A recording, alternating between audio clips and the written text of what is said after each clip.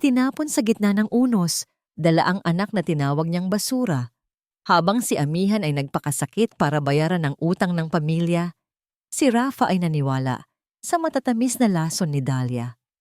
"Huwag mong ipakita ang mukha mo sa akin, Amihan. Hindi ko anak yan." Isang malakas na sampal ng katotohanan ang yuyuyugyog sa mansyon ng mga Alcantara. Sa paglayas ni Amihan, dala niya ang sikretong lulunod sa pagkatao ni Rafa. Paano kung ang akala mong pagtataksil ay ang pinakadalisay na sakripisyo? Handa ka na bang harapin ang pagbabalik ng babaeng sinira mo? Layasan mo ang pamamahay na ito, Amihan. Hindi ko kailangan ng isang asawang taksil at lalong hindi ko kailangan ng bastardo sa loob ng sinapupunan mo. Ang boses ni Rafa ay tila talim ng kris na humiwa sa katahimikan ng silid. Malamig, walang emosyon, at punong-puno ng muhi. Ang bawat salita ay sapat na upang patigilin ang pag-inog ng mundo para sa babaeng nakatayo sa kanyang harapan. Sa mga sandaling iyon, hawak-hawak ni Amihan ang isang maliit na telang asul na gawa sa pinakamahalong hibla ng pinya. Ito ang telang dinesenyo niya sa loob ng 3 buwan. Puyat at pagod ang ibinuhos niya rito upang mabuo ang isang sapatos ng sanggol na may burdang pangalan ni Rafa sa ilalim. Ito sana ang sorpresang ibibigay niya sa asawa ngayong gabi upang ipahayag ang balitang 6 na taon na nilang hinihintay. Ngunit ang regalong yon ay nanatiling nakatago sa kanyang palad, unti-unting nayuyupi kasabay ng kanyang puso. Ang merienda na maingat niyang inihanda sa hapag, ang paboritong kakanin ni Rafa na niluto niya ng may pagmamahal, ay tila naging abo sa kanyang paningin. Ang meriendang yun ay simbolo ng kanyang pagsisilbi, ng kanyang pag-asa na sa kabila ng lahat ng hirap ay mahal siya ng kanyang asawa. Ngunit ang lahat ng yun ay nauwi sa wala dahil sa mga larawang nakakalat ngayon sa ibabaw ng lamesa. Dahan-dahang napako ang tingin ni Amihan sa mga retratong yon. Doon, nakita niya ang kanyang sarili na tila lumalabas sa isang madilim na silid ng hotel kasama ang isang lalaking hindi niya kilala. Ang anggulo ng pagkakuha ay tila nagpapakita ng isang lihim na pagtatagpo. Isang kasinungalingang binuo ng master na arkitekto ng kadiliman. "Rafa, hindi totoo ang nakikita mo. Maniwala ka sa akin. Hinding-hindi ko magagawa iyon." Pabulong na wika ni Amihan. Ang kanyang boses ay nanginginig. Halos hindi lumalabas sa kanyang lalamunan na tila may nakabara na malaking tinik. "Huwag mo na akong lokohin, Amihan." Isang malakas na hampas sa lamesa ang nagpatalon sa lahat ng kagamitan. "Ang ebidensya ay nasa harap ko na," sabi ni Tito Efren. Noon pa ay nagdududa na siya sa'yo. "At heto, pati ang mga dokumento ng kumpanya. Ibinenta mo sa kalaban. At ang batang iyan, sa kanya ba yan? O sa kung sinong lalaki na binayaran mo gamit ang pera ko?" Lumapit si Tito Efren, ang tiyuhin ni Rafa, na palaging may suot na maskara ng kabutihan. Inilapat niya ang kamay sa balikat ni Rafa habang ang kanyang mga mata ay nagniningning sa tagumpay na hindi nakikita ng iba. "Huminahon ka, Rafa. Sabi ko naman sa'yo, ang mga babaeng galing sa hirap ay gagawin ang lahat para sa pera. Pati ang dangal ng pamilya Alcantara handang dumihihan." "Tito, alam ninyong hindi iyan totoo. Kayo ang huling kasama ko noong araw na yon," sigaw ni Amihan. Ngunit ang kanyang tinig ay tila nilalamon ng isang malakas na bagyo. Sa isang sulok, nakatayo si Dahlia, ang dating kasintahan ni Rafa. May hawak itong panyo at tila nagpapahid ng luha. Ngunit ang kanyang mga labi ay bahagyang nakakurba sa isang mapait na ngiti. "Amihan, paano mo nagawa ito kay Rafa? Binigay niya ang lahat sa'yo, pati ang pambayad sa utang ng tatay mong sugarol. Tapos ganito ang igaganti mo?" Naramdaman ni Amihan ang isang matinding lamig na dumadaloy sa kanyang mga ugat. Ang bawat bahagi ng kanyang katawan ay tila naninigas. Ang telang asul sa kanyang kamay ay dahan-dahang nalaglag sa sahig, tila isang dahon na nalagas sa gitna ng taglagas. Ang kanyang mga kamay ay nagsimulang manginig at ang kanyang paningin ay naglabo dahil sa luhang ayaw niyang ipakita sa harap ng mga taong ito. Walang babalang hinablot ni Rafa ang braso ni Amihan at kinaladkad siya patungo sa pintuan. Ang bawat hakbang ay tila isang dagok sa kanyang pagkatao. Nang makarating sila sa malawak na beranda, sinalubong sila ng galit na langit. Ang ulan ay bumubuhos ng napakalakas, tila nakikiramay sa pait ng sandaling iyon. Rafa, maawa ka.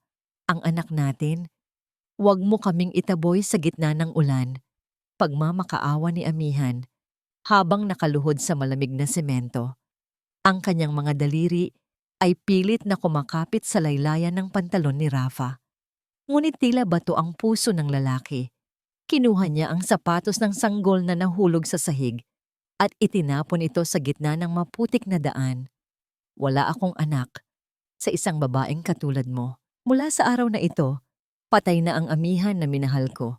Huwag ka nang babalik dito dahil kahit ang anino mo ay ayaw ko nang makita. Isang malakas na tulak ang nagpabuwal kay Amihan sa putikan sa labas ng gate.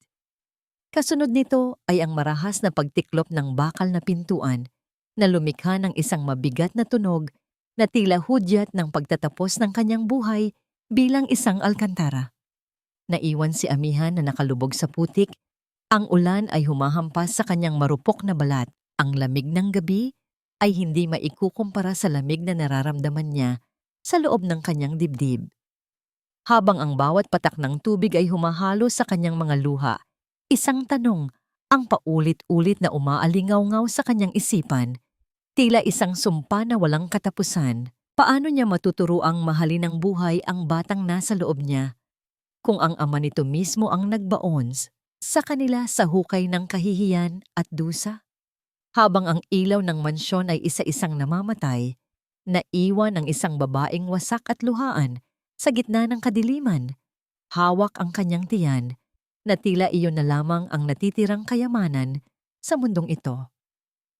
Kahit ang dagat ay tila ayaw akong tanggapin dahil marahil ay masyadong mabigat ang dusa na daladala ko. Ang bulong na ito ni Amihan ay halos malunod sa hagupit ng hangin habang siya ay naglalakad sa baybayin ng isang liblib na barangay sa Quezon. Ang kanyang mga paa, na dati ay maingat na inaalagaan sa loob ng mansyon, ay sugat-sugat na at nababalot ng magaspang na buhangin. Ang bawat hakbang ay tila isang pakikipagtuos sa kamatayan. Sa kanyang harapan, ang malawak at madilim na karagatan ay tila isang higanting naghihintay na lamunin ang kanyang pagkatao. Ilang oras na ang nakalipas mula nang itaboy siya ni Rafa, ngunit ang hapdi ng pagkakasampal ng katotohanan ay mas masakit pa sa bawat latay ng ulan sa kanyang balat. Naisip niya, marahil kung hahayaan niya ang kanyang sarili na tangayin ng mga alon, matatapos na ang lahat. Wala nang sakit, wala nang kahihiyan, wala nang pangungutya. Dahan-dahang pumasok si Amihan sa tubig. Ang lamig ay agad na yumakap sa kanyang mga binti, tila isang babala mula sa kailaliman. Ngunit bago pa man niya tuluyang isuko ang kanyang hininga sa dagat, naramdaman niya ang isang mahigpit at magaspang na kamay na humablot sa kanyang braso. Anak, ang buhay ay hindi isang basahan na basta-basta mo na lamang itatapon dahil lang nadumihan ito ng iba. Ang boses ay paos, ngunit puno ng awtoridad. Napalingon si Amihan at nakita ang isang matandang babae na may suot na kupas na kapote. Ang mga mata nito, bagaman puno ng kulubot sa paligid, ay nagtataglay ng isang uri ng liwanag na tila nakakakita sa kaibuturan ng kanyang kaluluwa. Ito, si Lola Minda. Hindi na nakasagot si Amihan. Ang kanyang huling lakas ay tuluyan ng naubos at ang kanyang paningin ay unti-unting nilamon ng kadiliman habang nararamdaman niya ang init ng yakap ng matanda. Nang muling magmulat ng mata si Amihan, bumungad sa kanya ang amoy ng pinatuyong isda at ang usok mula sa isang maliit na kalan. Ang loob ng dampa ni Lola Minda ay payak, ngunit puno ng init na matagal nang hindi nararamdaman ni Amihan sa malamig na pader ng mansyon ng mga Alcantara. Uminom ka muna nito, wika ni Lola Minda habang inilalapit ang isang tasang gawa sa baon ng niyog na naglalaman ng mainit na sabaw. Kailangan mong magpalakas, hindi lang para sa sarili mo, kundi para sa munting buhay na pumipintig sa loob mo. Napatigil si Amihan.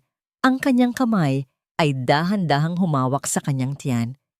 Ang munting sipa mula sa loob ay tila isang paalala na hindi siya nag-iisa sa laban na ito. Doon, sa harap ng matanda, ay hindi na niya napigilan ang pag-agos ng kanyang mga luha.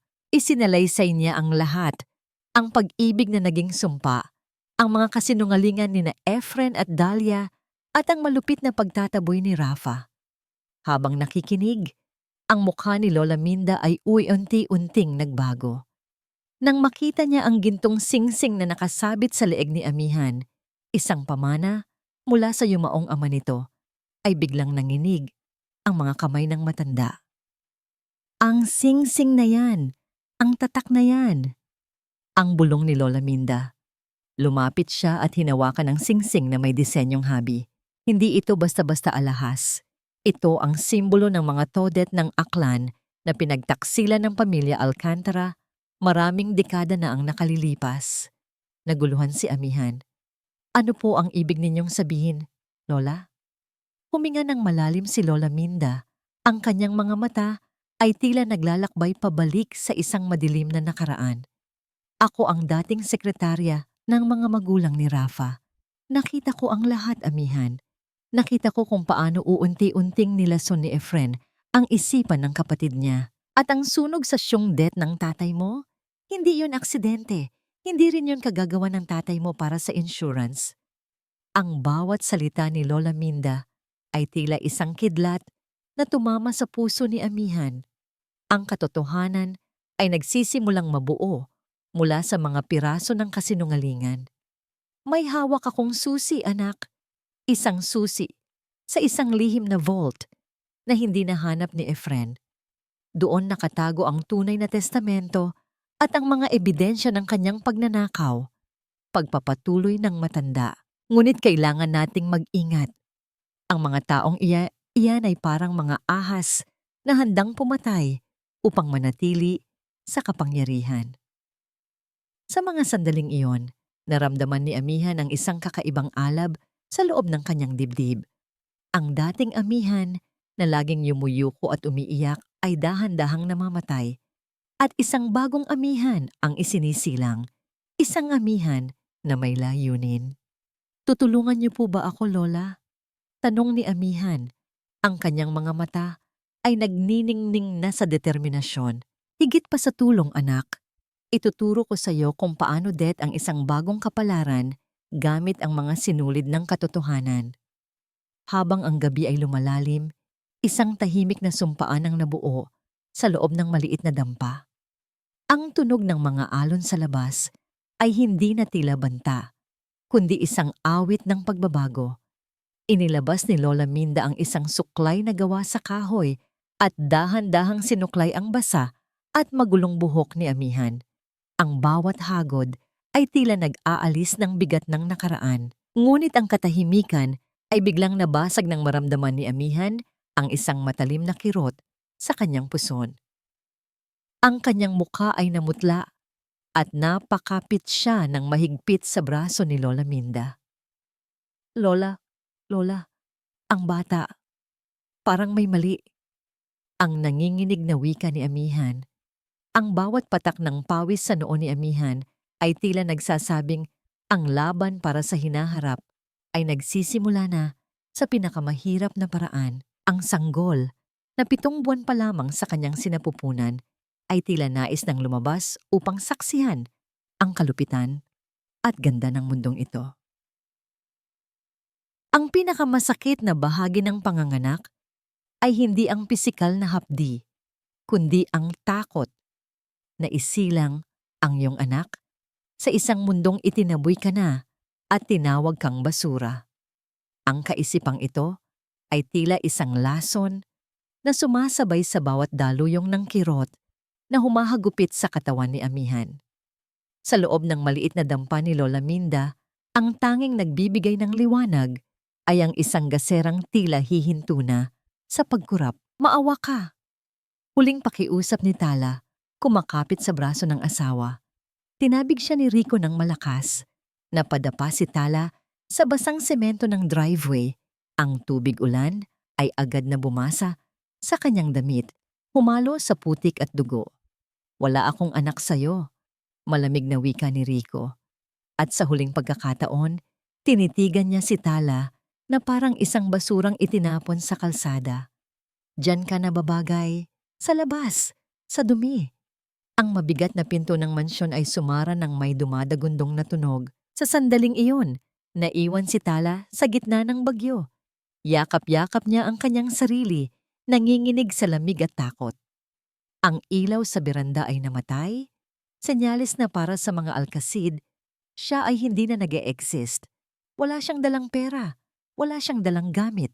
Ang tanging dala niya ay ang katotohanang dinurog ng mga kasinungalingan at ang isang buhay sa kanyang sinapupunan na hindi kinilala ng sarili nitong ama.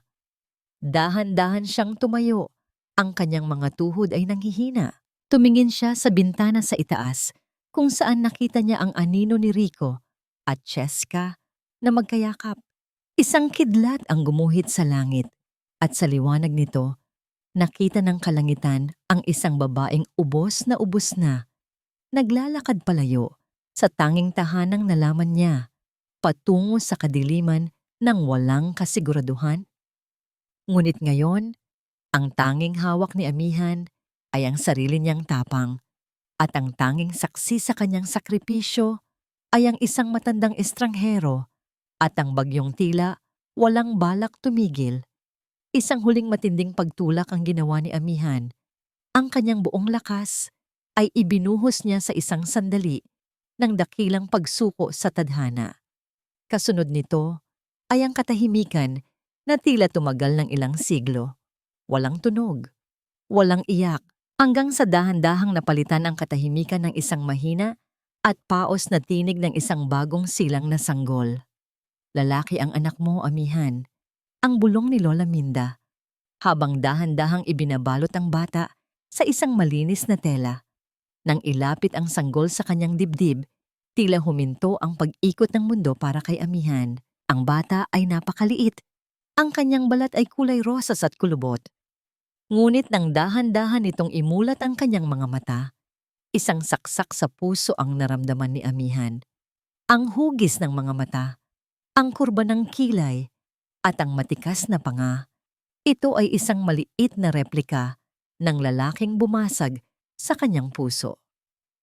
Luntian, ang tanging nasambit ni Amihan. Luntian ang pangalan mo, dahil ikaw ang magsisilbing sariwang dahon sa tuyot kong buhay. Habang pinagmamasdan ng anak, isang matibay na panata ang nabuo sa puso ni Amihan.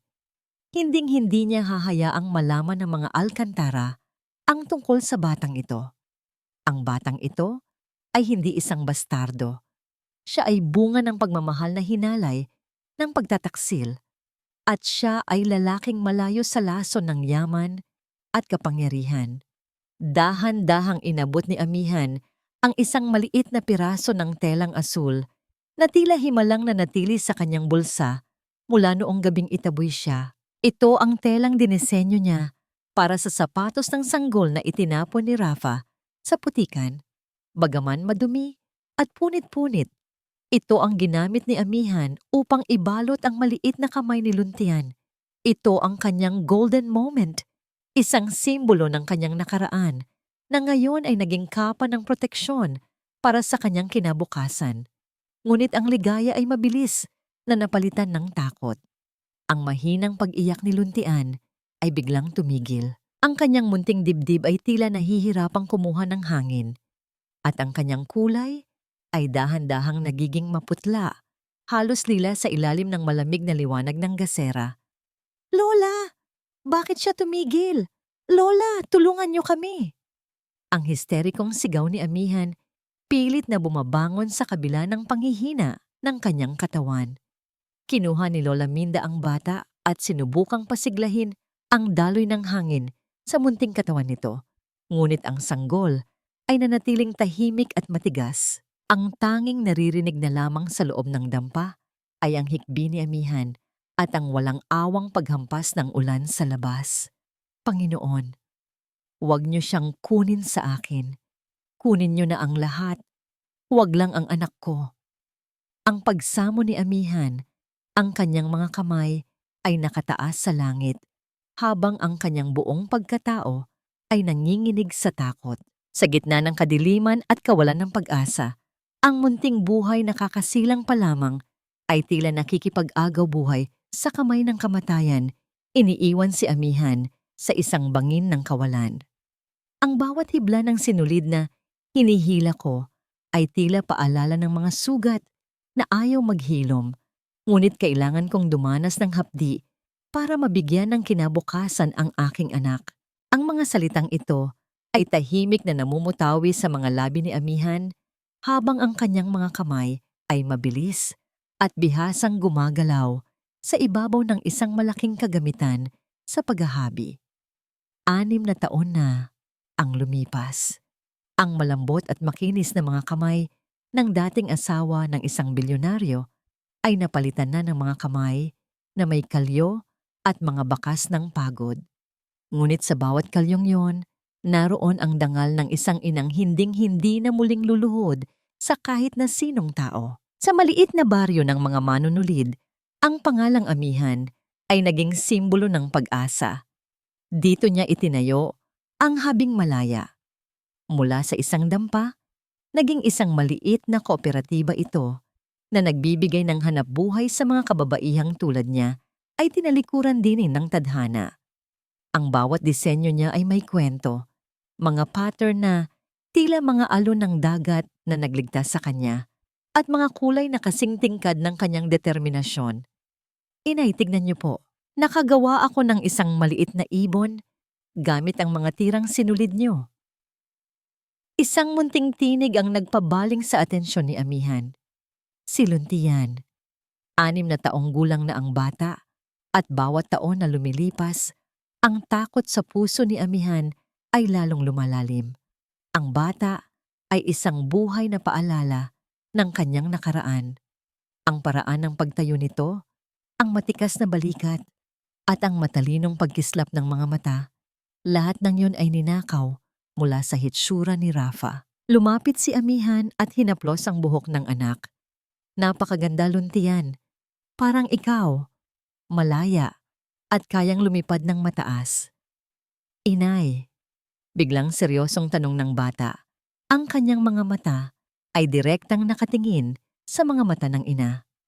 Bakit po ang ibang bata sa paaralan may kasamang tatay kapag sinusundo? Nasaan po ang tatay ko? Galit po ba siya sa akin kaya hindi niya tayo binibisita? Ito ang maitim na ulap na laging pilit na iniiwasan ni Amihan. Naramdaman niya ang pamilyar na paninikip ng dibdib, ang pakiramdam na tila may libu-libong karayom na tumutusok sa kanyang puso. Paano mo ipaliliwanag sa isang inosenteng bata na ang kanyang ama ang mismong nagtapon sa kanila sa putikan? Luntian, makinig ka sa inay. Mahinahong wika ni Amihan habang pinipigilan ang panginginig ng kanyang boses. Minsan, ang tadhana ay parang paghahabi. May mga sinulid na kailangang putulin para mabuo ang mas magandang disenyo. Ang mahalaga, narito ako at sapat na ang pagmamahal ko para sa ating dalawa. Diba? Tumango ang bata at yumakap ng mahigpit sa kanyang ina. Ito ang golden moment ni Amihan. Ang init ng yakap ng anak na tila nagpapahilom sa lahat ng peklat ng kanyang kaluluwa. Samantala, sa kabayanan, sa loob ng marangyang mansyon ng mga Alcantara, ang atmosfera ay kabaligtaran ng kapayapaan sa baryo ni Amihan. Si Rafa ay nakaupo sa kanyang malawak na opisina. Ang paligid ay puno ng mga basyong bote ng alak at mga dokumentong hindi pa napipirmahan. Ang kanyang muka ay tila tumanda ng 10 taon.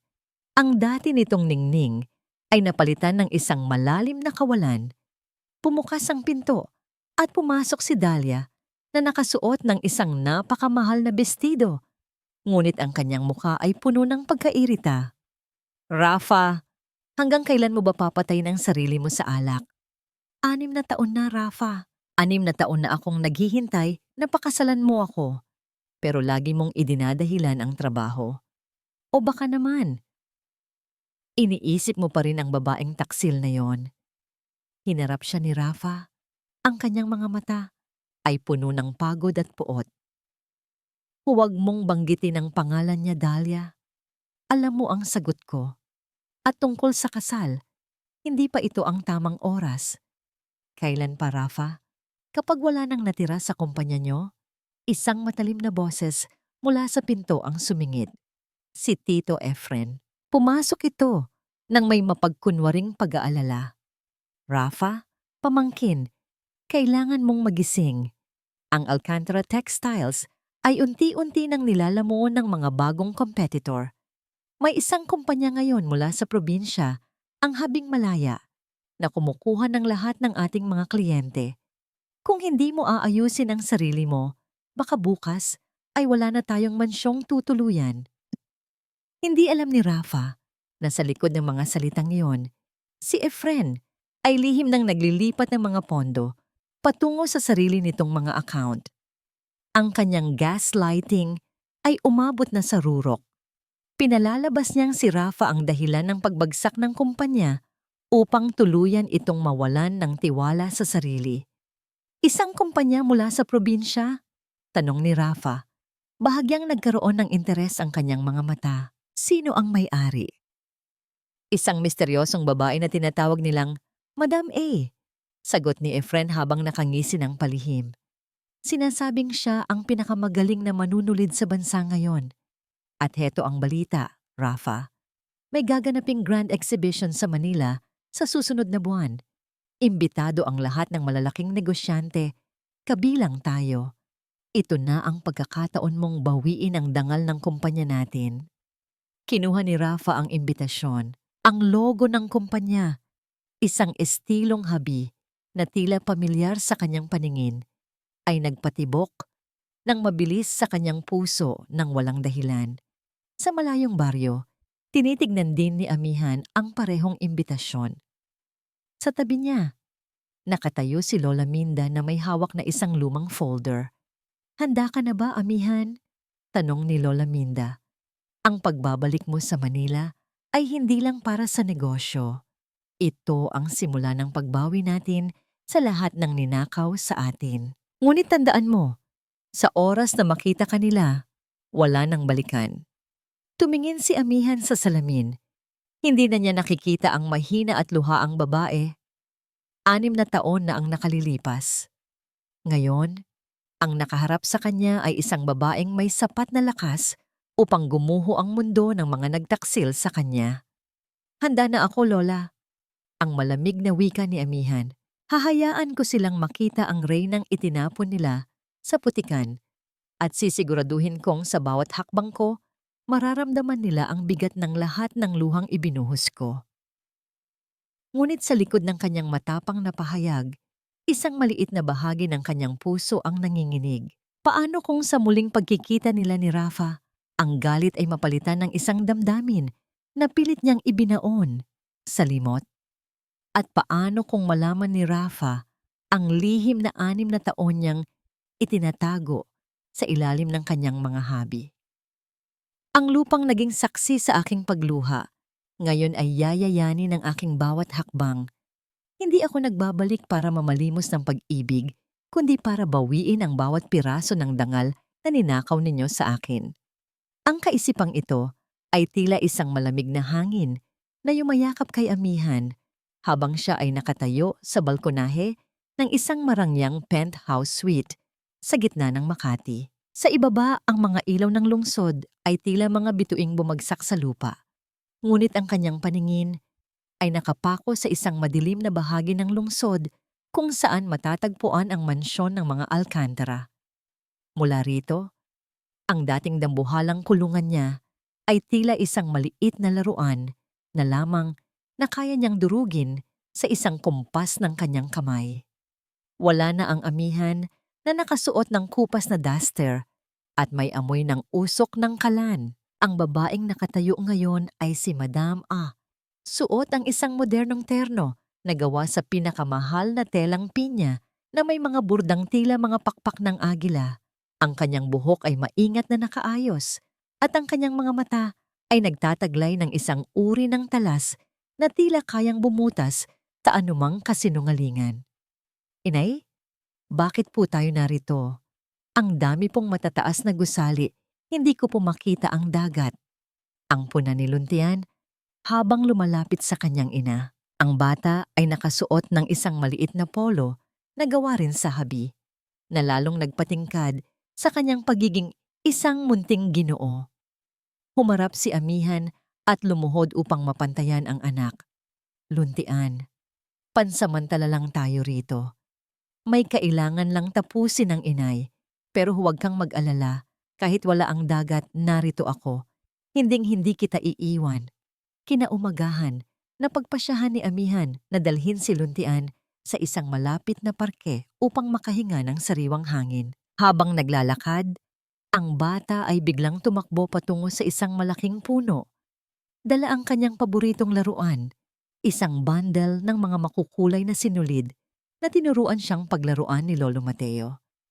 Habang maingat na binubuhol ni Luntian ang mga sinulid sa isang sanga, isang matangkad na lalaki ang dahan-dahang naglalakad sa kalsada ng parke. Si Rafa ito. Galing siya sa isang bigong meeting at tila pasan-pasan ng buong mundo. Sa kanyang paglalakad, napahinto siya nang makita ang isang bata na seryosong-seryoso sa ginagawa nito. Ang mga sinulid ni Luntian ay aksidenteng nalaglag at tinangay ng hangin patungo sa direksyon ni Rafa. Agad na pinulot ito ni Rafa. Pagtingala niya, sinalubong siya ng isang pares ng mga mata na tila kumuha ng isang bahagi ng kanyang kaluluwa.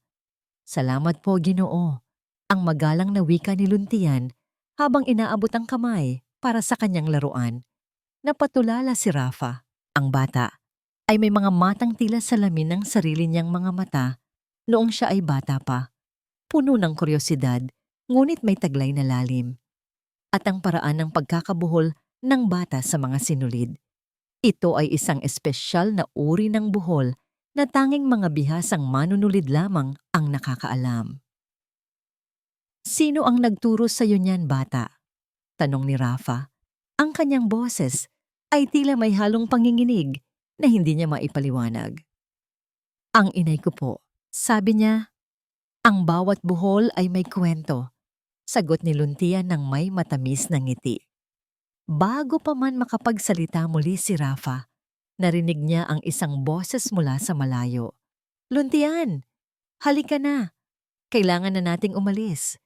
Ang boses na yon, tila isang malakas na tunog ng kampana na gumising sa bawat himaymay ng pagkatao ni Rafa. Mabilis siyang lumingon, ngunit ang nakita niya lamang ay ang likuran ng isang babaeng nakasuot ng eleganteng sombrero na mabilis na isinasakay ang bata sa isang itim na sasakyan. Ang sasakyan ay umalis ng mabilis, nag-iiwan lamang ng alikabok at isang kakaibang bango sa hangin. Ang amoy ng mga bulaklak ng dalinghari, ang paboritong amoy ni amihan. Hindi maari. Patay na siya. 6 na taon na siyang wala. Ang bulong ni Rafa sa sarili, habang ang kanyang puso ay tila isang tambol na mabilis ang pagtibok. Pagbalik ni Rafa sa opisina, sinalubong siya ni Efren na may dalang masamang balita. Rafa, kailangan nating kumilos. Ang bangko ay nagpadala na ng final notice kung hindi tayo makakakuha ng puhunan mula kay Madam A sa darating na exhibition, mapipilitan tayong ideklara ang bankruptcy sa susunod na buwan. Napahawak si Rafa sa kanyang sentido, ang alaala ng bata sa parke at ang boses ng babae ay patuloy na naglalaro sa kanyang isipan. Tito, gawin mo ang lahat. Ayusin mo ang pakikipagtagpo kay Madam A. Kung kailangan kong lumuhod sa harap niya para iligtas ang kumpanya, gagawin ko. Hindi alam ni Rafa na sa kabilang bahagi ng lungsod, si amihan ay nakatingin sa isang malaking screen kung saan nakalagay ang profile ni Rafa Alcantara. Ang pagkakataon ay tila isang mabisang manunulid, Rafa. Ang malamig na wika ni Amihan habang pinagmamasdan ang larawan ng dating asawa. Dati, ako ang lumuluhod sa harap mo para sa awa. Ngayon, hayaan nating makita kung gaano kabigat ang iyong tuhod kapag ang buong mundo mo na ang nakataya. Ito ang golden moment ng kabanatang ito, ang tahimik na pagtatagpo ng ama at anak na walang kamalayan sa katotohanan at ang unti-unting paglalapit ng 2 taong pinaghiwalay ng puot at pagkakamali. Ang bawat hibla ng tadhana ay nagsisimula ng magkabuhol-buhol at sa gitna ng lahat ng ito, isang bagyong mas matindi pa sa nakaraan ang nakatakdang sumabog. Mr. Alcantara, Madam A will see you now.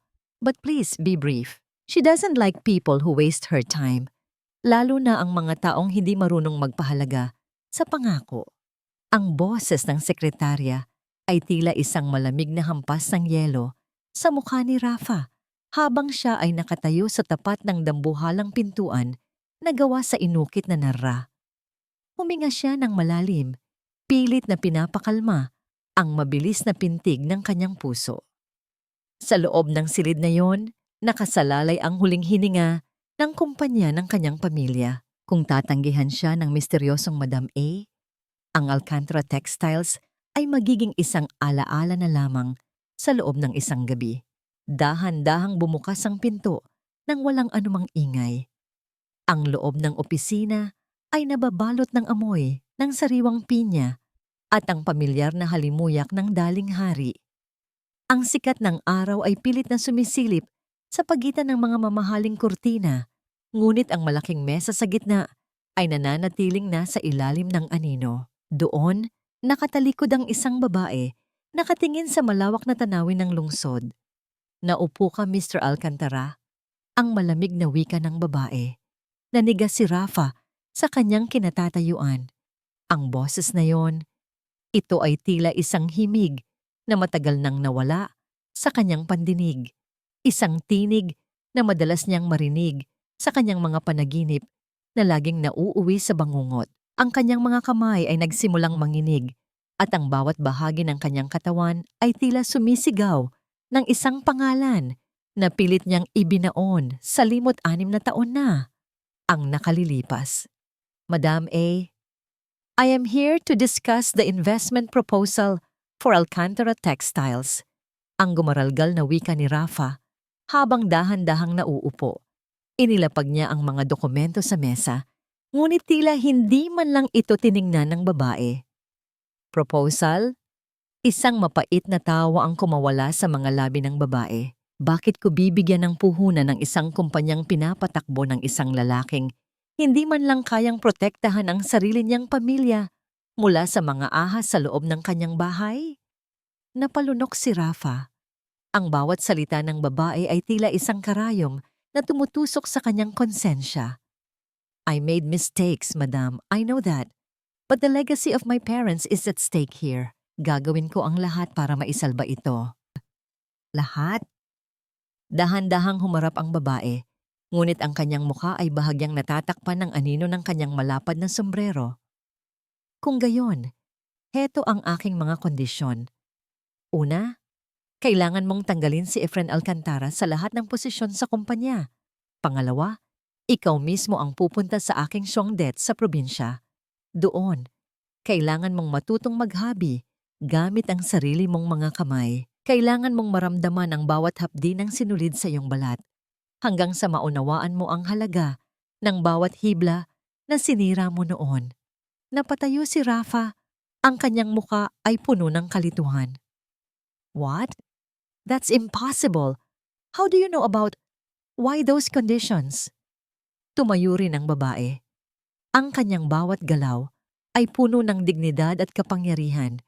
Dahan-dahan niyang itinaas ang kanyang kamay at tinanggal ang sombrero na nagkukubli sa kanyang pagkatao. Sa mga sandaling iyon, tila huminto ang pagdaloy ng hangin sa loob ng silid. Ang sikat ng araw ay tuluyang tumama sa mukha ng babae. Inilalantad ang bawat kurba ng kanyang kagandahan na ngayon ay nababalutan na ng yelo at bakal.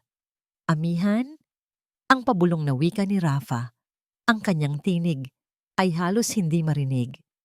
Ang kanyang mga mata ay nanlaki sa gulat at ang kanyang tuhod ay tila nawalan ng lakas dahilan upang mapahawak siya ng mahigpit sa gilid ng mesa. Ang babaeng itinaboy niya sa putikan, ang babaeng tinawag niyang taksil at pinalaya sa gitna ng unos, ay nakatayo ngayon sa harap niya, hindi bilang isang biktima, kundi bilang kanyang hukom. Madam A ang itawag mo sa akin, Mr. Alcantara. Ang malamig na wika ni Amihan, ang kanyang mga mata ay walang bakas ng awa. Ang Amihan na kilala mo ay matagal nang namatay sa ilalim ng ulan, 6 na taon na ang nakalilipas. Pinatay mo siya, di ba? Isang matalim na katahimikan ang namayani sa pagitan nila. Ang bawat hininga ni Rafa ay tila isang paghihirap, habang ang bawat tingin ni Amihan ay tila isang parusa. Ang golden moment ng kabanatang ito ay ang sandali kung saan ang kapangyarihan ay tuluyang lumipat ng kamay. Ang dating hari ay nakaluhod na ngayon sa harap ng reynang kanyang tinalikuran. Amihan, buhay ka. Ang tanging nasambit ni Rafa, habang ang mga luha na matagal niyang pinigil ay dahan-dahang pumatak. Buhay ako, Rafa, ngunit hindi para sa'yo. Ang huling wika ni Amihan bago niya muling itinalikod ang kanyang upuan. You have 24 hours to decide.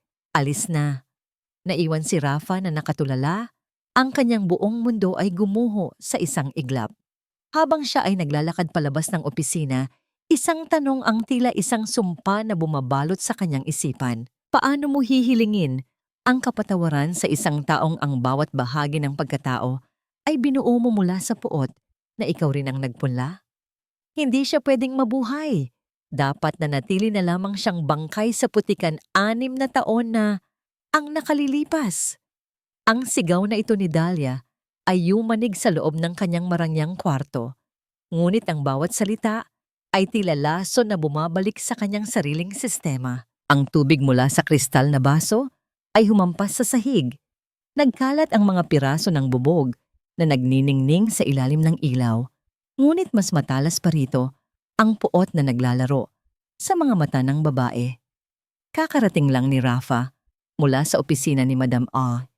At ang itsura ng lalaki, tulala, wasak, at paulit-ulit na binibigkas ang pangalan ni Amihan ay sapat na upang malaman ni Dahlia na ang kanyang marangyang buhay ay nakalubog na sa panganib. Tumigil ka sa pag-iingay, Dahlia. Ang galit na walang plano ay ingay lamang ng isang talunan. Malamig ang boses ni Tito Efren habang dahan-dahang humihit-hit ng kanyang tabako sa sulok ng silid. Ang kanyang mukha ay nananatiling kalmado, ngunit ang bawat kulubot sa kanyang noo ay nagpapahiwatig ng isang mas malalim na pakana. Para sa kanya, ang pagbabalik ni Amihan ay hindi lamang isang banta sa pamilya, kundi isang balakid sa malaking halaga ng pera na balak niyang itakas mula sa kumpanya. Tito, nakita mo ba ang mukha ni Rafa kanina? He looked like he saw a saint. Kung hahayaan nating magkalapit silang muli, I will lose everything. Ang posisyon ko, ang pera, ang lahat. Ang histerikong wika ni Dahlia habang pabalik-balik sa paglalakad, ang kanyang mga kuko ay binaon niya sa kanyang sariling palad sa tindi ng nerbiyos. Calm down, Dahlia. Kung nagawa nating palayasin siya noon nang walang dalang kahit anong ebidensya, magagawa nating sirain ang reputasyon ni Madam A ngayon. Ang tugon ni Efren, ang kanyang tinig ay tila isang ahas na dahan-dahang gumagapang sa damuhan. May mga tao akong binabayaran para hanapan siya ng butas. Walang taong perpekto, lalo na ang isang babaeng galing sa putikan na biglang naging reyna. Siguradong may marumi siyang nakaraan sa probinsya na pwede nating gamitin para itaboy siya ng mga investor. Samamantala, sa tahimik na penthouse ni Amihan, ang hangin ay tila mabigat sa daladalang emosyon. Nakaupo siya sa harap ng isang maliit na altar kung saan nakalagay ang larawan ng kanyang yumaong ama. Sa kanyang kamay ay hawak niya ang isang piraso ng hibla ng pinya. ang huling disenyo na ginawa ng kanyang ama bago masunog ang kanilang Syongdet. Ito ang kanyang golden moment. Isang sandali ng katahimikan kung saan ang reynang si Madam A ay muling nagiging anak na nangungulila. Dahan-dahan niyang hinaplos ang larawan, ang kanyang mga daliri ay nanginginig sa pagitan ng paghihiganti at pagod. Tay, malapit na. Mababawi ko na ang dangal ninyo. Pero bakit tila mas lalong bumibigat ang dibdib ko habang mas lumalapit ako sa kanila? Ang bulong niya, habang ang isang butil ng luha ay dahan-dahang pumatak sa salamin ng frame. Nabalik lamang ang diwa ni Amihan nang marinig niya ang tunog ng pagbukas ng pinto. Pumasok si Luntian, dala ang kanyang bag mula sa paaralan. Ang bata ay tila matamlay at hindi sumalubong ng yakap gaya ng dati. Luntian, anak, anong problema? May nangyari ba sa school? Ang may pag-aalalang tanong ni Amihan habang lumalapit sa anak. Inay, may isang itim na sasakyan po na laging nakasunod sa bus namin. Ang pabulong na wika ng bata, ang kanyang maliliit na kamay ay mahigpit na nakahawak sa laylayan ng damit ni Amihan. At kanina po sa parke, may isang lalaking kumuha ng litrato sa akin. Sabi niya, kamukhang kamukha ko raw po ang kanyang amo. Ang bawat salita ni Luntian ay tila isang malamig na buhos ng tubig kay Amihan. Ang kanyang puso ay nagsimulang tumibok ng mabilis dahil sa kaba. Hindi na lang siya ang nakataya rito. Ang kanyang anak, ang kanyang pinakamahalagang kayamanan, ay kasama na sa larong hindi nito naiintindihan. Dinala ni Amihan ang anak sa kanyang bisig at niyakap ito ng napakahigpit, tila sinusubukang gawan ng bakod ang bata, laban sa lahat ng panganib sa labas.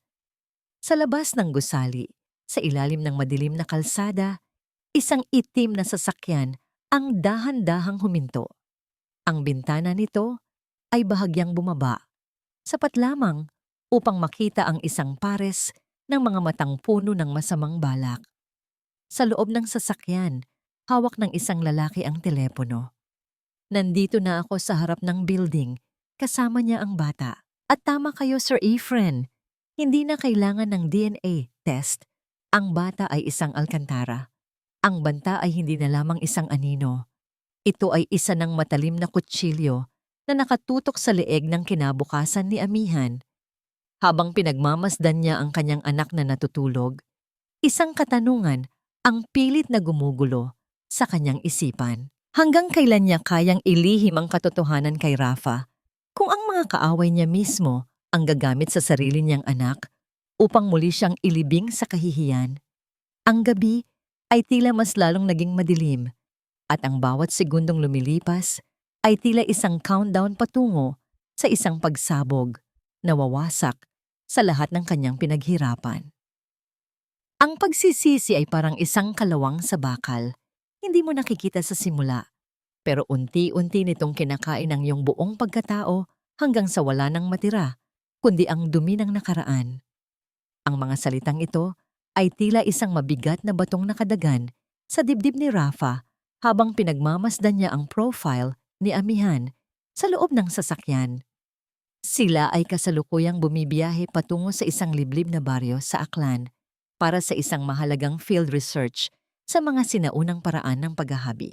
Ang katahimikan sa loob ng sasakyan ay tila isang pader na hindi kayang tibaginin ng kahit anong paliwanag. Tanging ang tunog ng gulong sa magaspang na daan at ang banayad na pag-ugong ng makina ang naririnig. Sa bawat pagkakataon na tumatama ang sikat ng hapon sa mukha ni Amihan, nakikita ni Rafa ang isang babaeng malayo na sa Amihan na iniwan niya. Ang Madam A na nasa tabi niya ay malamig, kalkulado, at walang kahit anong emosyon. Ngunit sa ilalim ng baluti ng yelo, ramdam ni Rafa ang isang pamilyar na init na pilit niyang hinahanap-hanap sa loob ng 6 na taon. Biglang naramdaman nila ang isang marahas na pag-uga ng sasakyan, kasunod ang dahan-dahang paghinto nito sa gitna ng isang masukal na daan. Ang usok na lumalabas sa unahan ng sasakyan ay tila isang puting bandila ng pagsuko. Anong nangyayari? Ang may awtoridad na tanong ni Amihan. I'm sorry, madam. I think the engine overheated. Masama na rin ang lagay ng daan dahil sa nakaraang ulan. Ang sagot ni Rafa habang bumababa upang suriin ang makina. Dahil palubog na ang araw at wala silang signal sa gitna ng kagubatan, napilitan silang maghanap ng masisilungan. Nakakita sila ng isang abandonadong dampa sa gilid ng bundok, isang lugar na tila kinuha mula sa isang lumang pelikula. Habang ang gabi ay dahan-dahang lumalalim, ang tanging nagbibigay ng liwanag ay ang isang maliit na apoy na pinagtiyagaan ni Rafang buuin mula sa mga tuyong kahoy. Madam A, why does it feel like I've known you for 100 years, yet I've only met you yesterday? Ang basag na boses ni Rafa habang nakatingin sa sumasayaw na apoy. Hindi sumagot si Amihan. Ang kanyang mga kamay ay mahigpit na nakahawak sa kanyang shawl. Tila sinusubukang protektahan ang sarili mula sa lamig ng gabi at sa lamig ng mga alaala. I lost the only woman who loved me for who I am. Pagpapatuloy ni Rafa, ang kanyang mga mata ay nagsisimulang mangilid ang luha. I was a fool.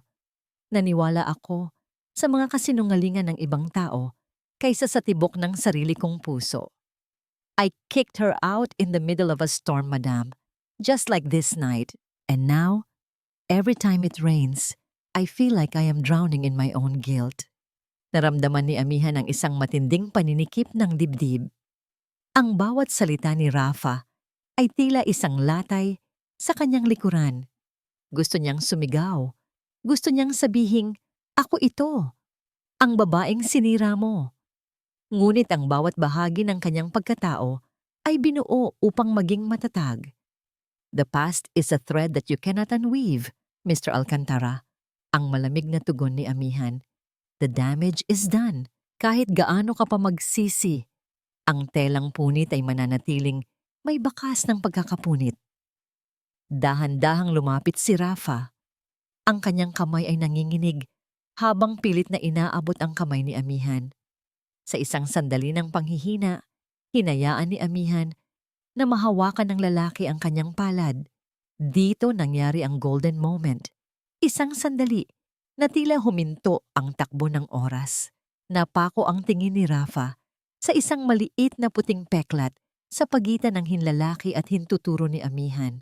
Ito ang peklat na nakuha niya noong gabing itinaboy siya, ang sugat mula sa pagkakahawak sa bakal na gate na kinalawang nasa ulan.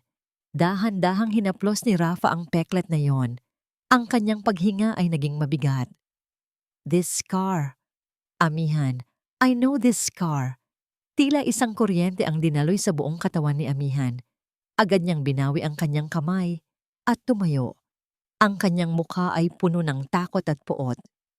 You know nothing, Mr. Alcantara. Bukas na bukas din aalis tayo rito. Ngunit bago pa man makasagot si Rafa, isang nakasisilaw na liwanag mula sa isang sasakyan ang tumama sa kanila. Ang tunog ng marahas na paghinto ng sasakyan sa maputik na daan ay bumasag sa katahimikan ng gabi. Isang pinto ang bumukas at lumabas ang isang babaeng suot, ang pulang bestido na tila dugo sa gitna ng kadiliman. Si Dahlia. How touching! Ang sarkastikong sigaw ni Dahlia habang lumalakad patungo sa kanila, ang bawat hakbang niya ay tila isang banta. I knew it. Sinasabi ko na nga ba, ang research na ito ay isa lang dahilan para magsama kayo sa isang kama. Rafa, paano mo nagagawang hawakan ang kamay ng babaeng pumatay sa reputasyon ng pamilya mo? Humarap si Dahlia kay Amihan. Ang kanyang mukha ay puno ng lason. And you, Madam o Amihan, o kahit ano pa ang itawag mo sa sarili mo. Akala mo ba ay nakalimutan ko na ang baho mo? May dala akong sorpresa para sa inyo. Alam ko na ang tungkol sa bata. Alam ko na ang tungkol sa anak ninyong bastardo. Ang mundo ni Amihan ay tila gumuho sa isang iglap. Ang lihim na pilit niyang itinatago ay nasa kamay na ng kanyang pinakamahigpit na kaaway. Habang ang kidlat ay gumuguhit sa madilim na langit, ang mukha ni Rafa ay napuno ng matinding kalituhan at gulat. Bata? Anong bata, Dahlia? Anong sinasabi mo? Ang sigaw ni Rafa. Isang mapait na ngiti ang kumawala sa mga labi ni Dahlia habang inilalabas niya ang isang brown envelope. The stakes just got higher, Rafa. At sisiguraduhin kong sa pagkakataong ito, wala nang matitira sa inyong dalawa. Ang cliffhanger na ito ay nag-iwan kay Amihan na nakatayo sa pagitan ng kanyang nakaraan at ng isang panganib na maaaring kumuha sa kanyang anak. Ang bawat patak ng ulan na nagsisimula nang bumagsak ay tila isang hudyat ng muling pagbabalik ng unos na wawasak sa lahat. Walang mas masakit na tunog kaysa sa katahimikan ng isang inang nawalan ng hininga dahil sa balita ng kapahamakan ng kanyang anak. Ang bawat salita mula sa tawag sa telepono ay tila mga tipak ng yelo na dumurog sa sistema ni Amihan. Habang nasa gitna sila ng masukal na daan, ang banta ni Dahlia ay biglang naging abo sa harap ng isang mas matinding trahedya. Ang bata, si Luntian, dinala po sa ospital, nabangga po ang sasakyan niya. Hindi na nag-isip si Amihan, ang kanyang mga paa ay tila may sariling isip. Habang tumatakbo patungo sa sasakyan, hindi inintindi ang putik na humahalsal sa kanyang mamahaling suot. Ang tanging nasa isip niya ay ang mukha ng anak, ang munting tinig nito, at ang pangakong hinding-hindi niya ito pababayaan. Si Rafa, na nakakita sa desperasyon sa mga mata ni Amihan, ay agad na sumunod at kinuha ang manibela. Kinalimutan ang lahat ng alitan para sa kaligtasan ng batang hindi niya alam na kanya pala. Pagdating sa ospital, ang amoy ng gamot at ang mapuputing dingding ay tila naging isang piitan para kay Amihan. Nakita niya ang kanyang anak sa loob ng emergency room, napapalibutan ng mga doktor at makina. Ang munting katawan ni Luntian ay nababalot ng benda at ang bawat mabilis na pag-ugong ng monitor ng tibok ng puso ay tila isang timer ng kanyang buhay. Madam, kailangan po ng bata ng pagsasali ng dugo. Marami po siyang nawalang dugo dahil sa aksidente. Ang seryosong pahayag ng doktor habang mabilis na lumalakad. Ngunit may malaking problema. Ang anak niyo ay may Bombay blood type. Napakabihira nito. Isa sa bawat 1,000,000 tao lamang ang mayroon nito. Wala kaming stock sa blood bank. Naramdaman ni Amihan ang pagguho ng kanyang mundo. Ang kanyang dugo ay hindi tugma. Ang dugo ni Lola Minda ay hindi rin. Sa gitna ng kanyang paghagulgol sa malamig na sahig ng ospital, naramdaman niya ang isang mainit na kamay sa kanyang balikat. Kunin niyo ang dugo ko. Itest niyo ako. Ang matatag na wika ni Rafa. Ang kanyang mga mata ay puno ng determinasyon, bagaman puno rin ito ng kalituhan. Rafa, huwag.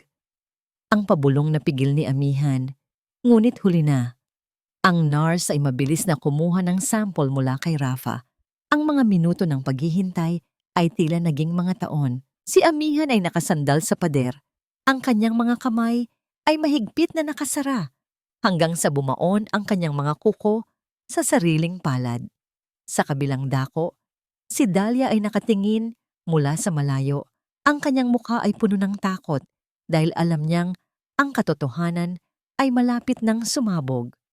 Lumabas ang doktor, hawak ang isang papel na tila isang hatol ng tadhana. Isang himala, Mr. Alcantara. Tugma ang dugo niyo. Perfect match. Parang ang bata ay galing mismo sa iyong sariling laman at dugo. Ang katahimikan sa pasilyo ng ospital ay tila naging isang malakas na pagsabog sa pandinig ni Rafa. Dahan-dahan siyang lumingon kay Amihan. Ang bawat piraso ng puzzle, ang mga mata ng bata sa parke, ang pamilyar na buhol ng sinulid, ang pagtataboy ni Amihan, at ang bihirang uri ng dugo ay biglang nabuo sa kanyang isipan. Amihan, ang boses ni Rafa ay nanginginig, puno ng isang sakit na hindi kayang ilarawan ng kahit anong salita. Si Luntian, siya ba ang bata na itinaboy ko 6 na taon na ang nakalilipas? Siya ba ang batang tinawag kong bastardo? Hindi na nakasagot si Amihan. Ang kanyang mga hikbi ay naging malakas na pag-iyak ng pagsuko. tumango siya ng dahan-dahan. Ang kanyang mga mata ay direktang nakatingin sa mga mata ni Rafa, na ngayon ay puno na rin ng luha. Siya ang anak mo, Rafa. Ang anak na hindi mo kinilala. Ang buhay na muntik mo nang patayin sa gitna ng unos. Ang bawat salita ni Amihan ay tila isang latay ng apoy sa kaluluwa ni Rafa. Dito nangyari ang golden moment na wawasak sa puso ng sino mang makakarinig. Si Rafa, ang makapangyarihang bilyonaryo, ang lalaking puno ng garbo at pride, ay dahan-dahang lumuhod sa gitna ng sibilisadong mundo ng ospital. Ang kanyang mga tuhod ay humampas sa malamig na tile at ang kanyang ulo ay yumuko hanggang sa sumayad ito sa sapatos ni Amihan. Ang kanyang mga balikat ay nanginginig sa tindi ng paghagulgol. Hindi siya humihingi ng pera, hindi siya humihingi ng kumpanya. Humihingi siya ng isang bagay na alam niyang hindi niya karapat-dapat makuha. Ang kapatawaran. Patawad. Patawad, Amihan. Patawad, anak ko. Ang paulit-ulit niyang pagsamo sa pagitan ng mga hikbi. Ngunit ang cliffhanger ay hindi rito nagtatapos. Habang si Rafa ay nakaluhod, ang monitor sa loob ng kwarto ni Luntian ay biglang naglabas ng isang mahaba at tuwid na tunog ng babala. Ang mga doktor ay mabilis na nagtakbuhan papasok at ang huling nakita ni Amihan ay ang duguang mukha ng kanyang anak bago isara ang pinto. Flatline! Prepare the defibrillator! Ang sigaw mula sa loob. Ang katotohanan ay naisambulat na, ngunit ang buhay na nag-uugnay sa kanila ay tila dahan-dahan nang bumibitaw sa huling hibla ng hininga. Mapapatawad ba ni Amihan ang lalaking naging mitya ng lahat ng kanyang dusa kung ang kanilang anak ay tuluyan ng mawawala sa kanila? Ang hustisya ay hindi parang ulan na basta na lamang bumabagsak mula sa langit. Ito ay parang paghahabi ng telang pinya, matagal, masakit sa daliri at kailangang dumaan sa bawat butas ng katotohanan bago ito mabuo. Ang bawat segundong lumilipas sa labas ng silid ni Luntian ay tila isang dambuhalang bigat na dumudurog sa pagkatao ni Amihan at Rafa. Ang mahabang tunog mula sa loob ng kwarto, ang tuwid na guhit ng kamatayan sa monitor, ay dahan-dahang napalitan ng isang mahina ngunit matatag na pintig. Ang muling pagtalbog ng katawan ng bata sa ilalim ng kuryente ng mga doktor ay nagdulot ng isang himala. Ligtas ang bata. Ngunit ang bagyong dala ng katotohanan ay kasisimula pa lamang manalasa sa pasilyo ng ospital. Hindi pa natatapos ang paghagulgol ni Rafa sa paanan ni Amihan nang ang katahimikan ng ospital ay muling mabulabog. Sa dulo ng pasilyo, mabilis na naglalakad si Tito Efren at Dahlia, dala ang isang pangkat ng mga bodyguard. Ang kanilang mga muka ay puno ng pagkukunwari, ngunit ang mga mata nila ay naghahanap ng paraan kung paano muling susunakal sa leeg ng katotohanan. Rafa, pamangkin, anong nangyayari rito? Ang sigaw ni Efren. Ang kanyang boses ay puno ng pekeng pag-aalala. Bakit ka nakaluhod sa harap ng babaeng ito? Huwag kang magpaloko sa kanyang mga luha. Ang batang iyan ay bahagi lamang ng kanyang plano para kunin ang kumpanya natin. Dahan-dahang tumayo si Rafa.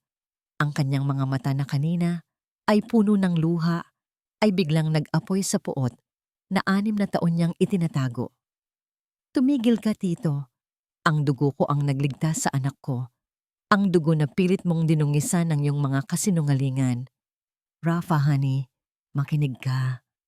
Ang pilit na pag-amo ni Dahlia habang hinahawakan ang braso ng lalaki. Niloloko ka lang niya. Hindi mo ba nakikita? Ginamit niya ang bata para saktan ka. Isang malakas na sampal ang nagpatahimik kay Dahlia. Hindi ito galing kay Rafa, kundi kay Amihan. Ang reyna ay hindi na nananatiling tahimik. Ang bawat salitang lumalabas sa bibig mo ay mas mabaho pa sa putikang itinapon ninyo ako noon. Ang malamig na wika ni Amihan. Pero tapos na ang oras ng inyong paghahari. Sa mga sandaling iyon, lumitaw si Lola Minda mula sa likuran ng mga pulis na kanina pa palang nakatago sa anino. Hawak ng matanda ang isang lumang folder at isang recording device. Ang golden moment ng kabanatang ito ay ang paghaharap ng nakaraan at kasalukuyan. Efren, naalala mo ba ako? Ang tanong ni Lola Minda. Ang kanyang boses ay tila isang hatol mula sa kabilang buhay. Ako ang nakakita nang ibuhos mo ang gasolina sa kongdet ng tatay ni Amihan. Ako ang nakarinig sa usapan ninyo ni Dahlia kung paano ninyo babayaran ang doktor para pekein ang ebidensya laban sa kanya. At heto ang huling testamento ng mga magulang ni Rafa na ninakaw mo. Ang mukha ni Efren ay namutla. Tila naging abo ang kanyang balat. Ngunit gaya ng isang nasusukol na hayop, sinubukan pa rin niyang manggaslight. Kasinungalingan, isang matandang ulyanin at isang babaeng ambisyosa. Sino ang maniniwala sa inyo? Ang batas, Efren. Ang batas ang maniniwala. Ang matatag na wika ni Rafa. Sa isang iglap, pinalibutan ng mga pulis sina Efren at Dahlia. Ang tunog ng mga posas na isinasara sa kanilang mga kamay ay tila isang musika sa pandinig ni Amihan. Walang magawa si Dahlia kundi ang magsisigaw at magwala. Habang si Efren ay nanatiling nakayuko, ang kanyang maskara ng kapangyarihan ay tuluyan ng nadurog. Rafa, hindi ito ang huli. Babalik ako. Ang huling hiyaw ni Efren bago siya kinaladkad ng mga awtoridad palabas ng ospital. Naiwan ang katahimikan sa pasilyo. Tumingin si Rafa kay Amihan. Ang kanyang mga mata ay puno ng pagsamo. Amihan, ang kumpanya, ang mansyon, ang lahat ng ninakaw nila. Ibabalik ko sa'yo. Patawarin mo lang ako. Tumingin si Amihan sa pinto ng silid kung saan natutulog si Luntian. Ang pera ay madaling ibalik, Rafa. Ang kumpanya ay kayang itayo muli. Pero ang 6 na taon na nawala sa amin ng anak ko, ang bawat gabing umiiyak siya dahil hinahanap niya ang tatay na nagtaboy sa kanya. Paano mo iyon ibabalik? Hindi nakasagot si Rafa. Ang bawat salita ni Amihan ay tila isang pader na hindi niya kayang akyatin. Maaring nakamit na natin ang hustisya laban sa kanila. Pagpapatuloy ni Amihan habang dahan-dahang lumalakad palayo. Pero ang sugat sa puso ko, Rafa, hindi yun basta-basta mahihilom ng isang paghingi ng tawad. Ang cliffhanger ng kabanatang ito ay nag-iwan kay Rafa na nakatayo ng mag-isa sa gitna ng malamig na pasilyo habang pinagmamasdan ang babaeng pinakamahal niya na pumasok sa silid ng kanilang anak at dahan-dahang isinarado ang pinto. Isang pintong tila hindi na muling bubukas para sa kanya. Nakamit na ang katarungan, ngunit ang kapayapaan ay tila isang malayo pang pangarap. Malaya na sila sa mga kaaway, pero paano sila magiging malaya sa multo ng sarili nilang nakaraan? May mga sugat na kahit anong tahimo ay mananatiling bukas, hindi dahil sa ayaw itong gumaling, kundi dahil ang bawat sinulid na ginagamit mo ay paalala ng kamay na mismong humiwa sa'yo. Ang kaisipang ito ay tila isang malamig na anino na sumusunod kay Amihan habang hinihimas niya ang mahina pang kamay ni Luntian sa loob ng silid ng ospital. Ang bata ay gising na. Ang kanyang mga mata ay nagniningning na muli. Ngunit sa tuwing titingin ito sa pinto, alam ni Amihan kung sino ang hinahanap nito. Ang batang minsan nang nakakita sa kanyang ama sa parke ay tila nagtataglay ng isang instingto na hindi kayang burahin ng anumang galit. Sa labas ng pinto, nananatiling nakatayo si Rafa. Hindi siya umalis, hindi siya natulog, at hindi siya kumain. Ang kanyang marangyang Amerikana ay lukot na at may mga bakas ng dugo ni Luntian, ngunit tila wala siyang pakialam. Ang bawat pagdaan ng nurse ay tila isang parusa sa kanya, isang paalala na ang kanyang presensya ay hindi kailangan sa loob. Dahan-dahang bumukas ang pinto. Lumabas si Amihan, ang kanyang mukha ay pagod, ngunit puno ng determinasyon. Agad na tumayo si Rafa. Ang kanyang mga mata ay puno ng pag-asa na agad ding napawi nang makita ang lamig sa mga mata ng babae. Amihan, kumusta si Luntian? Pwede ko ba siyang masilip? Ang pabulong na tanong ni Rafa, ang kanyang boses ay tila isang tuyong dahon na hinihipan ng hangin. Gusto kanyang makita, Rafa, kaya papayagan kita. Ang sagot ni Amihan. Ngunit bago pa man makahakbang ang lalaki ay dinugtungan niya ito. Pero tandaan mo ito, pumasok ka doon bilang isang donor, bilang isang taong nagligtas sa kanya. Huwag kang pumasok doon bilang ama niya dahil ang karapatang yon ay itinapon mo na 6 na taon na ang nakalilipas. Ang bawat salita ni Amihan ay tila isang sampal na mas masakit pa sa anumang pisikal na saktan. Pumasok si Rafa sa loob ng may mabigat na hakbang. Ang golden moment ng kabanatang ito ay nang makita ni Rafa ang anak na nakangiti sa kanya. Ang Ginoo sa parke, ang mahinang wika ni Luntian. Salamat po sa dugo niyo, sabi ni Inay, magkadugo na raw po tayo ngayon. Hindi napigilan ni Rafa ang pag-agos ng kanyang mga luha. Hinawakan niya ang maliit na kamay ng bata at sa unang pagkakataon, naramdaman niya ang tunay na kahulugan ng pagiging isang magulang. Isang tungkulin na hindi nabibili ng pera, kundi binabayaran ng sakripisyo. Pagkalipas ng ilang araw, nang makalabas na sa ospital si Luntian, nagtungo si Rafa sa opisina ni Amihan. Inilapag niya ang isang makapal na folder sa mesa. Amihan, heto ang lahat ng mga dokumento, ang Alcantara Textiles, ang lahat ng lupain, at ang mga ari-ariang nakuha ni Efren sa tatay mo. Lahat iyan ay nakapangalan na sa iyo at kay Luntian. Wala akong kinuha para sa sarili ko. Tiningnan lamang ni Amihan ang folder ng walang interes. Akala mo ba, Rafa, mababayaran ng mga papel na yan ang mga gabing wala kaming makain? Akala mo ba, mapapatahimik niyan ang mga tanong ng anak ko kung bakit wala siyang tatay? Hindi ko kailangan ng yaman mo. May sarili akong kumpanya at may sarili kaming buhay. Ano ang kailangan kong gawin, Amihan? Sabihin mo sa akin, gagawin ko ang lahat. Ang desperadong sigaw ni Rafa. Ang kailangan mong gawin ay iwanan kami ng mapayapa. Ang malamig na sagot ni Amihan. Babalik kami sa probinsya. Doon kami magsisimula muli, malayo sa laso ng lungsod na ito. Nagpasya si Amihan na bumalik sa kanilang lumang baryo sa Aklan, sa lugar kung saan siya unang sumuko at muling bumangon. Ngunit sa kanyang pagbabalik, isang hindi inaasahang tanawin ang bumungad sa kanya. Ang lumang songdet ng kanyang ama, na dati ay isang guho na lamang at tila kalansay ng nakaraan, ay unti-unti nang itinatayo muli. Ang bawat poste ay bahupugo, ang bawat bubong ay maayos na. At sa gitna ng init ng araw, nakita ni Amihan ang isang lalaki na walang suot, na pang-itaas. Ang balat ay sunog na sa araw, at ang mga kamay ay puno ng sugat habang nagbubuhat ng mabibigat na kahoy. Si Rafa ito. Iniwan niya ang kanyang marangyang buhay sa Manila, tinalikuran ang kanyang posisyon at nagpunta sa probinsya upang gamitin ang sariling mga kamay sa pagtatayo ng pangarap na minsan niyang sinira. Anong ginagawa mo rito, Rafa? Ang tanong ni Amihan.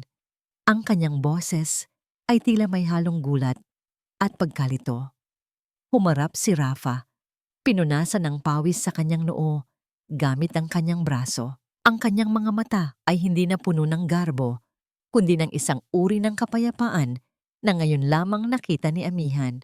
Sabi mo, ang telang punit ay mananatiling may bakas ng pagkakapunit. Tama ka. Kaya hindi ko sinusubukang tahiin ang luma. Sinusubukan kong maghabi ng bago, Amihan. Kahit abutin ako ng habang buhay, hihintayin ko ang pagkakataon na muli mong hawakan ang mga sinulid na kasama ako. Ang cliffhanger ng kabanatang ito ay ang sandaling nagkatitigan ng dalawa sa gitna ng itinatayong syungdet. Ang hangin ay amoy sariwang kahoy at dagat. Mapapatawad ba ni Amihan ang lalaking handang itapon ang lahat para lamang mapatunayan ang kanyang pagbabago? O ang mga sugat ng nakaraan ay sadyang masyadong malalim para sa isang bagong simula? Naiwan ang tanong sa pagitan ng mga bagong poste ng gusali, habang si Luntian ay masayang tumatakbo patungo sa kanyang ama, dala ang isang basong tubig. Isang munting hakbang patungo sa isang hilom na bukas mo. Ang pag-ibig ay hindi parang isang mantsa na basta-basta mo lang lalabhan sa ilog para mawala. Ito ay parang isang tina na bumaona sa hibla ng tela. Gaano man katagal ang lumipas, mananatili ang kulay nito, nagbago man ang anyo ng damit. Ang kaisipang ito ay tila isang banayad na himig na sumasabay sa ihip ng hangin sa dalampasigan habang pinagmamasdan ni Amihan ang unti-unting pagkabuo ng bagong syongdet. Hindi na ito ang madilim at luma na gusaling iniwan ng apoy. Ito ay isa ng maliwanag na tahanan ng mga pangarap na may amoy ng bagong tabas na kahoy at sariwang sinulid. Sa loob ng ilang buwan, nakita ni Amihan ang isang pagbabagong hindi niya akalaing mangyayari. Si Rafa, ang lalaking dati ay hindi marunong humawak ng kahit anong gamit na walang kinalaman sa pirma at pera, ay isa na ngayong ganap na bahagi ng kanilang komunidad. Nakita niya itong nakikipagtawanan sa mga mangingisda, tumutulong sa pagbubuhat ng mga basket ng tina, at higit sa lahat, nakita niya itong matiyagang nag-aaral sa ilalim ng gabay ni Lolo Mateo. Isang hapon, habang ang langit ay nagpipinta ng mga kulay rosas at kahel na ulap, pumasok si Amihan sa loob ng syongdet. Doon, nakita niya si Rafa na mag-isang nakaupo sa harap ng isang malaking kagamitan sa paghahabi. Ang kanyang mga balikat ay tila pagod, ngunit ang kanyang mga kamay ay patuloy sa maingat na paghila ng bawat hibla. Masyado nang madilim para magtrabaho, Rafa, ang mahinahong wika ni Amihan habang dahan-dahang lumalapit. Napalingon si Rafa at isang tipid na ngiti ang sumilay sa kanyang mukha. Ang kanyang mga kamay ay puno ng mga gasgas at ang kanyang mga daliri ay may mga benda dahil sa talas ng mga sinulid, ngunit ang kanyang mga mata ay nagniningning sa isang uri ng katuparan. Gusto ko lang itong matapos, Amihan. Ang sagot niya, ang kanyang tinig ay puno ng kapakumbabaan. Para sa iyo ito at para kay Luntian. Dahan-dahang inilatag ni Rafa ang tela na kanyang hinahabi. Doon, naramdaman ni Amihan ang isang matinding pagsabog ng emosyon sa kanyang dibdib. Ang disenyo ay pamilyar. Ito ang asul na telang may bordang pangalan ni Rafa na dinesenyo ni Amihan 6 na taon na ang nakalilipas para sa sapatos ng kanilang anak. Ang telang itinapon ni Rafa sa putikan noong gabing iyon ay muling binuhay ng lalaki. Hibla sa bawat hibla, gamit ang sarili nitong mga kamay. Ito ang golden moment na tila nagpatunaw sa huling piraso ng yelo sa puso ni Amihan. Hinawakan niya ang tela at naramdaman niya ang bawat buhol at bawat pagkakamali sa paghahabi. Mga pagkakamali na nagsilbing saksi sa pagsisikap ng isang lalaking nagpakababa upang mahanap ang kanyang sarili. Amihan! Tumayo si Rafa at dahan-dahang lumapit. Ang distansya sa pagitan nila ay tila hindi na isang bangin, kundi isang tulay na dahan-dahang nabubuo. Alam ko na ang telang ito ay hindi makakabura sa sakit ng nakaraan. Alam ko na ang bawat sugat na idinulot ko ay may bakas pa rin. Pero sana, hayaan mong gamitin ko ang natitirang bahagi ng buhay ko para ang isang bagong kwento kasama kayo. Hindi bilang asawa ng isang Alcantara, kundi bilang katuwang ng babaeng pinakahahangaan ko. Naramdaman ni Amihan ang init ng hininga ni Rafa malapit sa kanyang mukha. Sa unang pagkakataon sa loob ng 6 na taon, hindi siya lumayo, hindi siya natakot. Sa halip, hinayaan niya ang kanyang sarili na madama ang katapatan sa bawat salita ng lalaki. Ang pagpapatawad ay hindi isang mabilis na proseso, Rafa. Ang pabulong na wika ni Amihan, ang kanyang mga mata, ay nagsisimulang mangilid ang luha. May mga araw pa ring maaalala ko ang ulan. May mga araw pa ring mararamdaman ko ang lamig ng putik sa aking balat.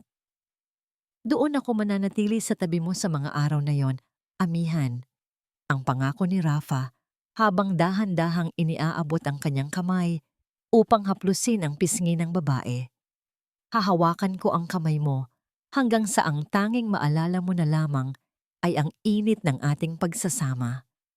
Sa mga sandaling iyon, dahan-dahang idinampi ni Rafa ang kanyang noo sa noo ni Amihan. Ang katahimikan sa loob ng Syongdet ay tila puno ng mga bulong ng pag-asa.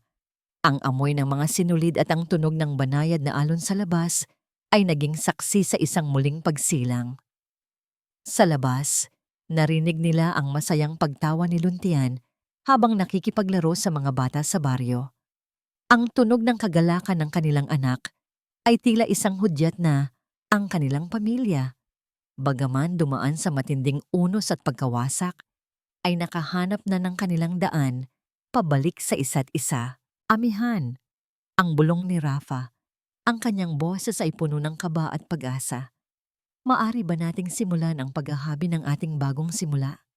Hindi bukas, hindi sa susunod na taon, kundi ngayon.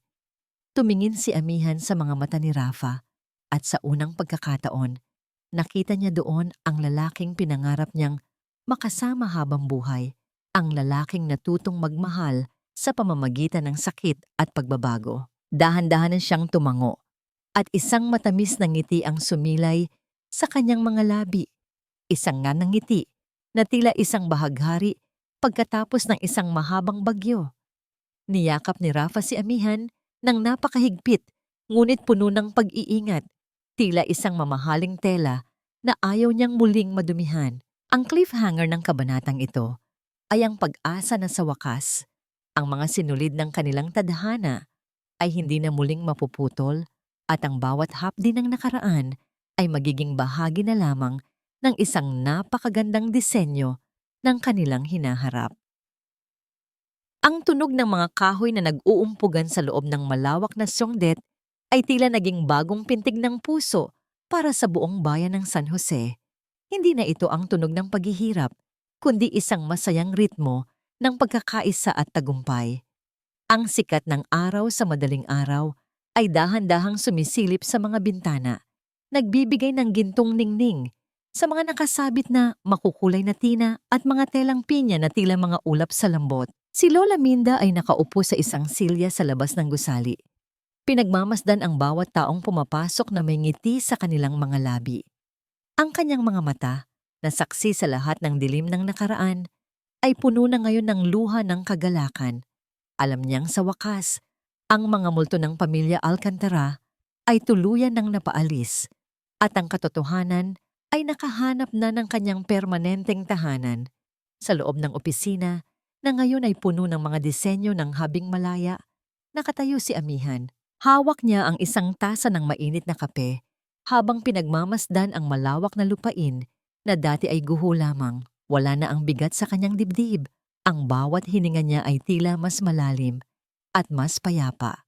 Ang paghihiganti na dati ay nagpapatakbo sa kanyang buhay ay napalitan na ng isang layunin, ang itayo ang dangal ng bawat manunulid na katulad niya.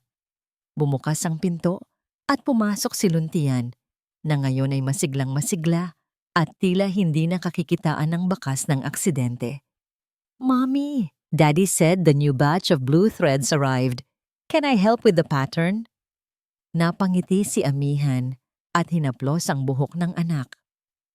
"Of course, Luntian. Pero siguraduhin mong hindi mo ito gagawing buhol-buhol gaya ng ginawa mo nung isang linggo, ha?"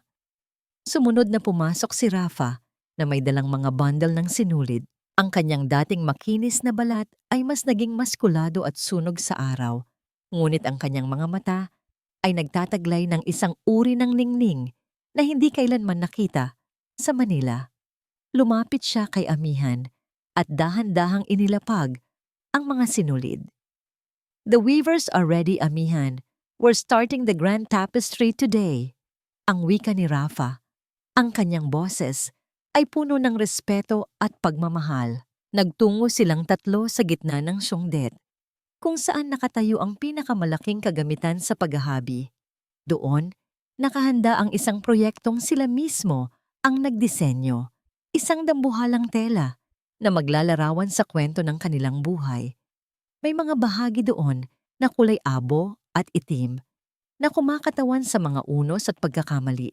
Ngunit ang mas malaking bahagi ay nababalot ng kulay ginto, asul, at lunti ang mga sinulid. Habang magkakatabi silang humahawak sa mga sinulid, naramdaman ni Amihan ang isang malalim na pagkatanto. Ang pagpapatawad ay hindi pala nangangahulugang kailangang kalimutan ng lahat. Ito ay ang pagtanggap na ang bawat punit at bawat maling buhol ay bahagi ng isang mas malaking disenyo. Pinatawad na niya si Rafa, hindi dahil karapat-dapat ito, kundi dahil ang kanyang sariling puso ay karapat-dapat sa kapayapaan. Nahanap na nila ang tunay na hilom, hindi ito matatagpuan sa yaman ng mga Alcantara o sa kapangyarihan ng Alcantara Textiles, kundi sa simpleng buhay sa probinsya, sa bawat paglubog ng araw na magkakasama silang tatlo, at sa bawat bagong umaga na may kasamang pag-asa. Ang aral na iniwan ng kanilang kwento ay tila isang bulong sa hangin para sa lahat ng mga nakikinig. Ang buhay ay parang paghahabi. Minsan, ang sinulid ay mapuputol. Minsan, ang disenyo ay magugulo. Ngunit hanggat may kamay na handang magdugtong at pusong handang magtiyaga, palaging may pagkakataon para sa isang habi na mas matatag, mas maganda, at puno ng pag-asa na magtatagal habang buhay. Dahan-dahang humilig si Amihan sa balikat ni Rafa habang pinagmamasdan ng kanilang anak na masayang humahawak sa kontoy detvay. Ang araw ay tuluyan ng sumikat, nagbibigay ng liwanag sa isang bagong simula na kailanman ay hindi na muling mabubuwag ng anumang unos. Back kami. At dito nagtatapos ang mahabang paglalakbay ng mga sinulid ni na Amihan at Rafa. Isang kwentong nabuo sa pagitan ng luha ng nakaraan at ng matamis na ngiti ng kasalukuyan. Sa puntong ito, nais kong magpaabot ng aking taos-pusong pasasalamat sa inyong lahat. Maraming salamat sa pagbibigay ng inyong oras at sa pananatili sa aking tabi mula sa unang hagupit ng ulan hanggang sa pagtatapos ng huling habi ng ating kwento.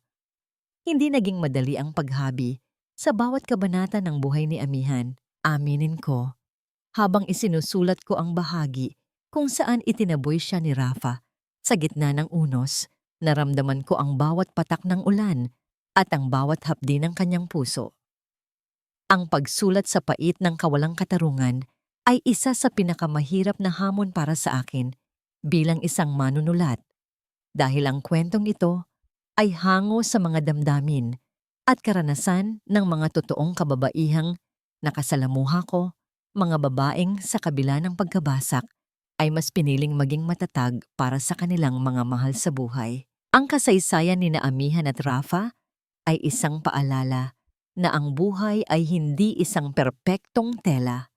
May mga pagkakataong ang mga sinulid ay mapuputol, ang mga kulay ay kukupas, at ang disenyo ay magugulo dahil sa ating mga pagkakamali. Ngunit itinuro sa atin ng kanilang karanasan na ang pagpapatawad ay hindi nangangahulugang pagbura sa nakaraan, kundi ang pagpiling huwag nang hayaan ang nakaraan na diktahan ang ating kinabukasan. Ang pag-asa ay parang isang munting apoy sa gitna ng kadiliman. Maaring humina ang ningas nito, ngunit kailanman ay hindi ito tuluyang namamatay hanggat may pusong handang magpunla ng pagmamahal. Alam ko na marami sa inyo ang nagtatanong kung karapat-dapat nga ba si Rafa sa kapatawarang ibinigay ni Amihan pagkatapos ng lahat ng kanyang ginawa. May mga magsasabing sapat na ang kanyang pagsisisi, ngunit mayroon ding maniniwalang ang ilang sugat ay sadyang masyadong malalim para tuluyang mahilom. Ikaw, sa iyong palagay, kaya mo rin bang patawarin ang taong naging dahilan ng pinakamadilim na kabanata ng iyong buhay? Karapat-dapat nga ba ang isang ikalawang pagkakataon para sa isang taong tulad ni Rafa? Sana ay nagustuhan ninyo ang ating paglalakbay at nag-iwan ito ng isang munting liwanag sa inyong mga puso. Kung kayo ay naantig sa kwentong ito, mangyaring i-click ang like button at ibahagi ang video na ito sa inyong mga kapamilya at kaibigan. Huwag ding kalimutang iwanan ang inyong mga saloobin sa comment section. dahil ang bawat mensahe ninyo ay nagsisilbing inspirasyon para sa akin na muling humabi ng mga bagong kwentong magbibigay ng kulay sa ating araw-araw. Hanggang sa muli nating pagkikita sa susunod na kabanata ng ating mga pangarap. Ingat po kayong lahat.